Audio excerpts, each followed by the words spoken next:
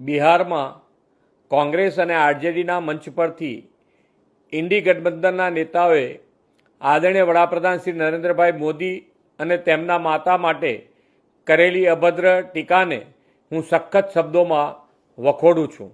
રાહુલ ગાંધીના નેતૃત્વમાં કોંગ્રેસની માનસિકતા કેટલી હદે નીચલા સ્તરે ઉતરી ગઈ છે તે આવા અશોભનીય નિવેદનથી દેશ સમક્ષ છતું થઈ ગયું છે.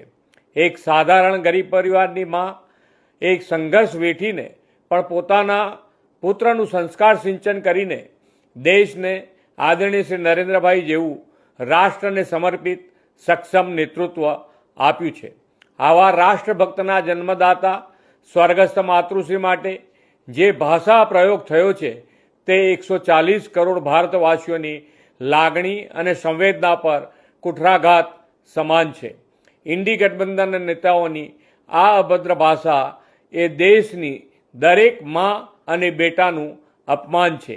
તેમના આવા કૃત્ય બદલ તેમને દેશની જનતા માફ નહીં કરે.